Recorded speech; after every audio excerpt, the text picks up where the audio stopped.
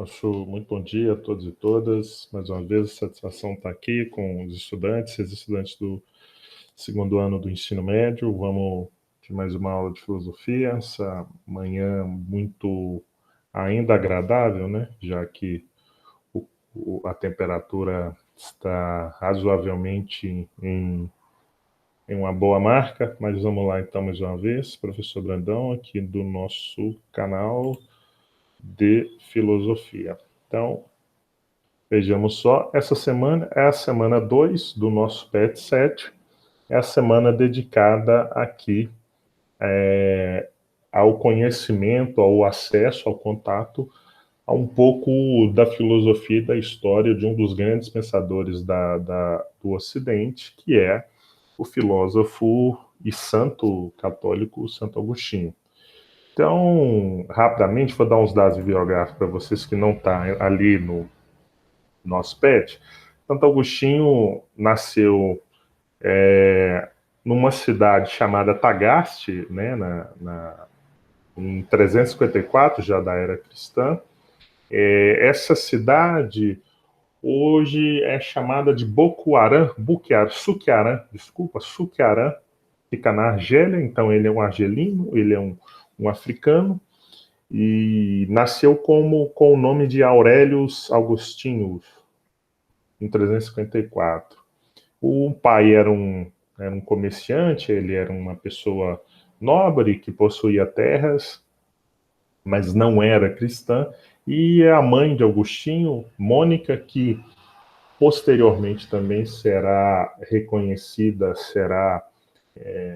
passará a condição de beata pela Igreja Católica, também se tornando uma santa, a Santa Mônica, era uma pessoa de muita fé, de muita ligação com o cristianismo. Então, a presença da mãe de Agostinho, né, a Mônica, a Santa Mônica, eu vou chamá-la assim, ela, apesar de ter uma cultura modesta, ela possuía uma fé muito grande, muito forte, aquela fé que diz que Deus mostra, dá aos humildes e esconde ou impede que os doutores e sábios cheguem, né, a ela. Então, é muito interessante a vida do Agostinho, porque ele cria um gênero literário, que é o gênero das confissões, onde ele escreve, ele relata e pensa a própria vida. E aqui no nossa exibição, aqui se vocês veem aqui, o, o Pet mostra um pouco isso, assim, né? Então, aqui fala da infância dele e até os 14 anos, e aí tem um, um momento aqui que é bem engraçado, porque, né, enfim, não estou defendendo isso, diga-se de passagem, mas, né, essas travessuras infantis, né, que,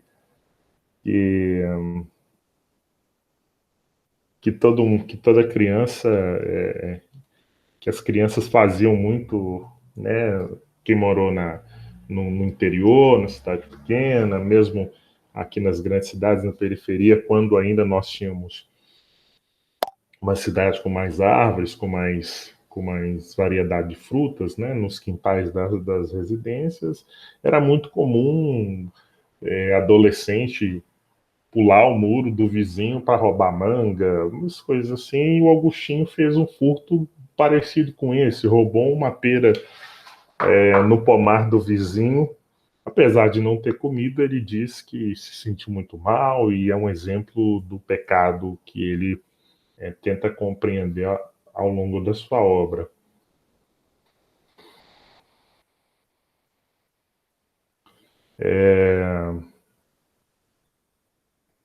Então isso é bem catártico, assim. Eu quero aqui explorar algumas questões mais filosóficas da doutrina do Agostinho, que é um filósofo cujo pensamento tem ampla influência não só entre os pensadores ligados ao catolicismo, mas também muitos teólogos protestantes, né? É muito interessante aqui, porque o Augustinho teve uma vida comum, assim, né? De a grosso modo, até entrar até ele se converter e traçar esse caminho em direção ao sacerdócio, né? Ele casou, teve filho e, enfim, e depois ele foi filosoficamente buscando se encontrar. Mas o texto faz algumas menções que é importante para vocês entenderem aqui. Então, o texto fala aqui, por exemplo, aqui, enquanto Santo Agostinho tinha 29 anos, ele começa a perder a fé no ensinamento maniqueísta, o processo que começa quando o bispo maniqueísta falso visita Cartago. O que foi o maniqueísmo? O maniqueísmo foi uma doutrina filosófico-teológica muito presente aqui no século, no início aqui da era cristã, principalmente aqui no século IV, século V, depois de Cristo, foi fundada no século III pelo um religioso persa chamado Mani, e o maniqueísmo defendia três coisas: a ideia de um racionalismo forte para a compreensão dos processos teológicos, dos processos da divindade, a crença no materialismo, e aí o que leva a essa doutrina ser conhecida como maniqueísmo é isso, a ideia do mal e do bem. Ou seja, para os maniqueus, mal e bem são entendidos como princípios ontológicos, ou seja, são entendidos como substâncias, como algo que existem e que seriam a duas metades da laranja, cara e coroa, numa moeda. Então, esse encontro com o tal bispo Fausto aqui, Agostinho percebe as fragilidades dessa doutrina e vai se afastando dessa doutrina, especialmente quando ele chega a Roma por meio de indicação de alguns amigos.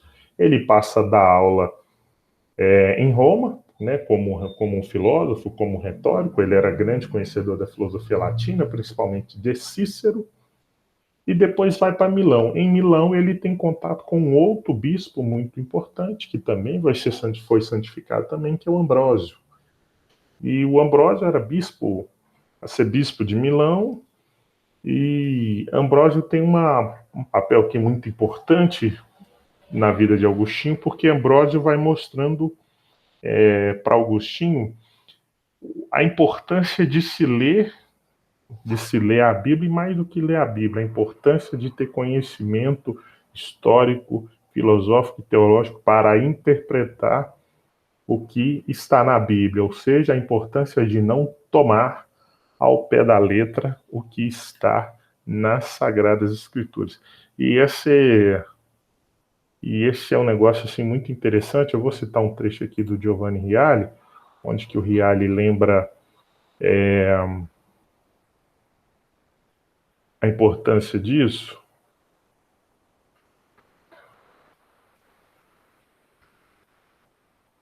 Olha só, e inclusive, né, diga-se de passagem, é um dos grandes problemas que a gente tem, enfim, né, do ponto de vista religioso, ainda essa coisa da interpretação literária de certos textos religiosos. Vejamos só, inicialmente Agostinho ouvia Ambrósio com interesse profissional, isto é, como filósofo que ouve outro filósofo.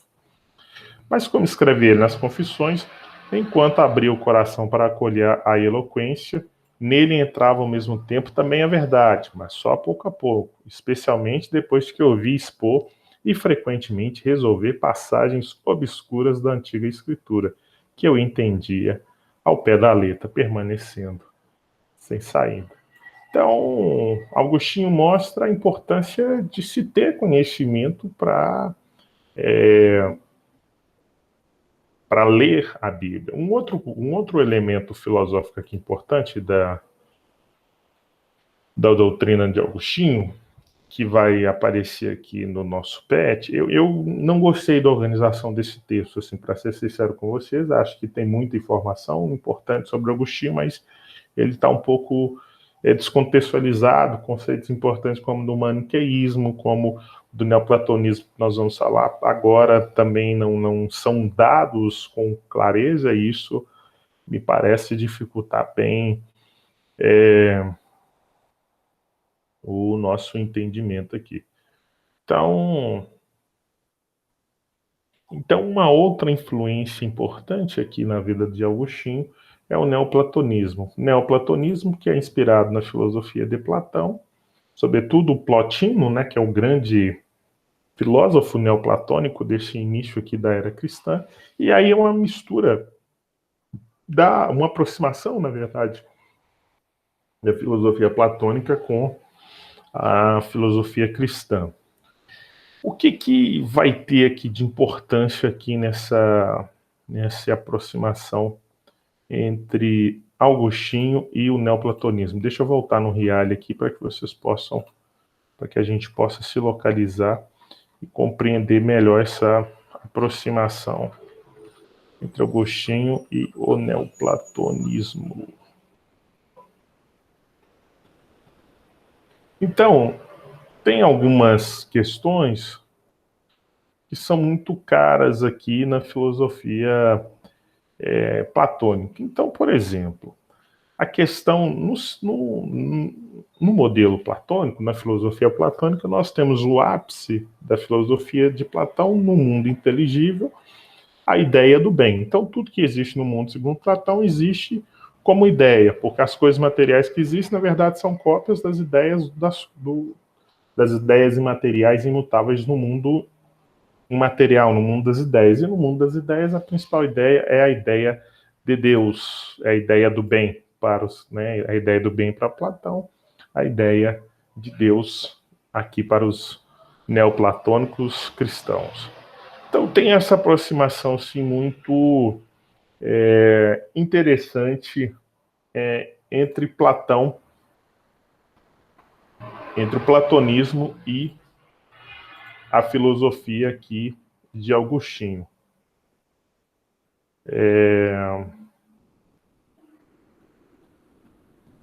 Aí aqui, ó, tá aqui na página, quanto aqui? Qual que é a página aqui? Página 112, está aqui. Em sua missão de descobrir a verdade por trás do bem, Agostinho expôs a visão neoplatônica de Deus. Ele acha defeitos nos pensamentos, porque ele pensa que eles entendem a natureza de Deus sem aceitar a Cristo como mediador entre os seres humanos e Deus. Então, a dificuldade central aqui para o Agostinho é que, apesar da clareza filosófica e teológica da proposição da ideia de um bem que é condição de possibilidade de todas as ideias, como diria Platão, não está a figura salvadora do Cristo. Então isso é que vai afastar Agostinho totalmente de abraçar a filosofia neoplatônica. Mas a relação de Agostinho com os neoplatônicos, ela é central porque os neoplatônicos influenciam Agostinho nessa questão da natureza, na discussão da natureza do divino e também no problema do mal, né? E aí, quando ele lê São Paulo, que também é um Paulo, né? É um cristão que conhecia amplamente a filosofia grega. Basta ver a carta a São Paulo, a primeira carta aos Coríntios, você tem a presença ali de elementos filosóficos, como terceiro excluído e outros tantos princípios. Isso vai ter um peso muito grande para Agostinho também. Então, lendo São Paulo, aprendeu o sentido da fé, da graça e do Cristo Redentor. Os antigos elos que, portanto, haviam mantido presos, romperam-se definitivamente. Então, é um outro passo importante aqui na relação de Agostinho com a Bíblia e com essas referências filosóficas, teológicas e religiosas. Então tem mais duas situações aqui que eu quero tratar rapidamente com vocês, que Agostinho avança e que são mencionados aqui no PET. A primeira é a ideia. A primeira é a ideia do bem, a primeira desculpa é a discussão aqui da Trindade, então o problema filosófico teológico por excelência de todo o cristianismo é tentar compreender, explicar como a figura de Deus, como a pessoa de Deus pode ser ao mesmo tempo Pai, Filho e Espírito Santo. E Agostinho é um dos pensadores que melhor expõe e tentam resolver esse problema, que ele vai apontar que Deus Pai, Espírito Santo, Deus Pai, Filho e Espírito Santo são três pessoas distintas, como diz aqui, não do ponto de vista da substância, ou seja, não do ponto de vista da essência, que a essência é a mesma, mas do ponto de vista da relação. Então, Deus, ele tem uma relação como filho, tem uma relação como pai, tem uma relação como Espírito Santo. Então, assim, é uma forma bem, assim, grosso modo, assim, de comentar isso para vocês, que é um problema de fundo grandioso na teologia, né? E por fim, Agostinho também trata de outros problemas importantes, como a criação do mundo por Deus, que para Agostinho é uma criação do nada, ou seja, existe Deus, Deus sempre existiu, e Deus cria as coisas do nada, porque ele é o ser incriado e atemporal, ou seja, não tem tempo, é eterno e imutável, não muda. E aí Agostinho acaba enfrentando essa questão do tempo. O que é o tempo? O tempo ele existe do ponto de vista nosso, do ponto de vista da nossa mente, do ponto de vista da nossa alma. O tempo não existe para Deus, porque o tempo de Deus é a eternidade, na visão de Agostinho. Então, o tempo existe na nossa alma como memória quando a gente pensa no passado e como intuição e antecipação quando a gente pensa no futuro. Então, eu gostei bastante aqui de falar um pouco de Agostinho com vocês. Essa coisa da criação que eu falei há pouco está aqui, ó, nessa questão do Gênesis. E eu acho que foi bem legal, assim, a grosso modo. É uma pena porque deram um Ctrl+C, um Ctrl+V no texto e jogaram aqui um tanto desorganizado. Mas vamos fazer essas duas questões aqui rapidamente. Questão 1 do Enem de 2018, coisa boa. Não é verdade que estão ainda cheios de velhice espiritual aqueles que nos dizem: e fazia Deus antes de criar o céu e a terra? Se estava ocioso e nada realizava, dizem eles, por que não ficou sempre assim no decurso do século, abstendo-se como antes de toda ação?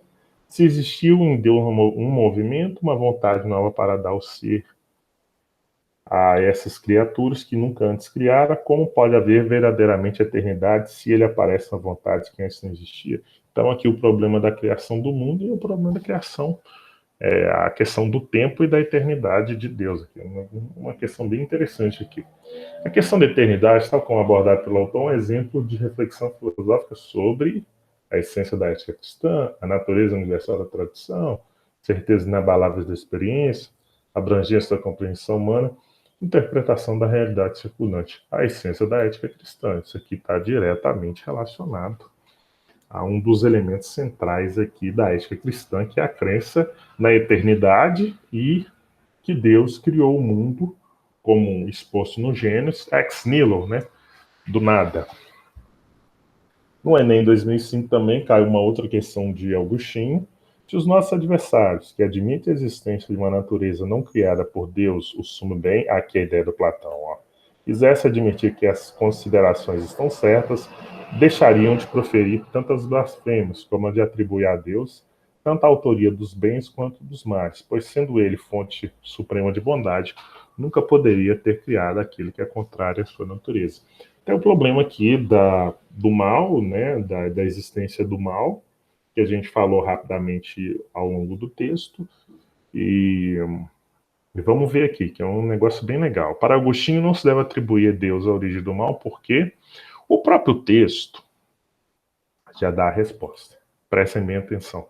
Por que não se pode atribuir a Deus a origem do mal? Porque Deus é o sumo bem. Se Deus é o sumo bem, logo não há espaço para uma gota, uma partícula de maldade na sua essência, na sua natureza. Então, o mal não é algo que provém de um ser sumamente bom, do ser sumamente perfeito, porque o mal é imperfeição, a ideia aqui do terceiro excluído. Vejamos só, o surgimento do mal é anterior à existência de Deus, as alternativas. O mal, enquanto princípio ontológico, independe de Deus. Deus apenas transforma a matéria que é por natureza má.